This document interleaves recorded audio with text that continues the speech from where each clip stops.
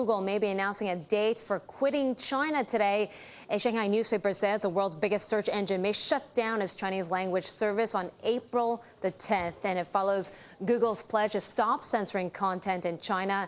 And after it said its Gmail accounts belonging to human rights activists had been hacked. This is really between Google and China.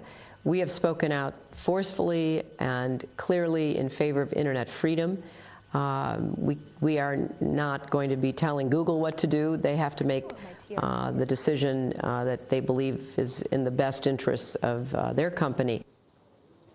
Okay, let's get more on the Google situation in China. We have our very own Cris Valerio joining us live outside of Google's headquarters in Mountain View, California with the latest. And Cris, let's talk about what's at stake here, because people are looking, if in the media immediately, you're looking at its market share in China, pretty much 35%, not much, but they say long term, if you pull out of China, that's going to be a big hit for the company.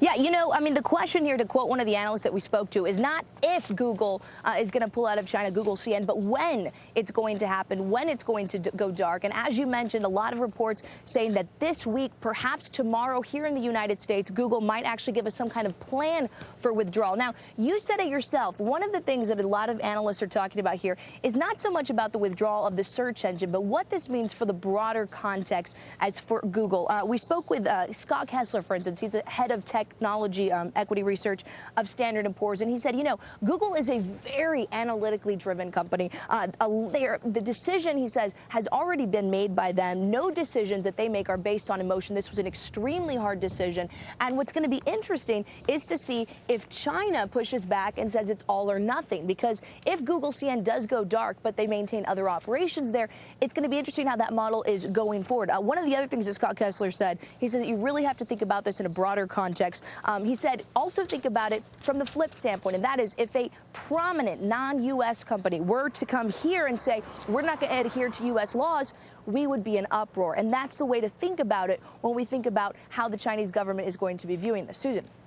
Yeah, also, you know, Google has been facing a mounting pressure also from other social media websites like Facebook. For instance, last week, Facebook actually overtook Google for the first time in terms of page hits. So for the broader market, for its rivals, what does this mean if Google does pull out of China?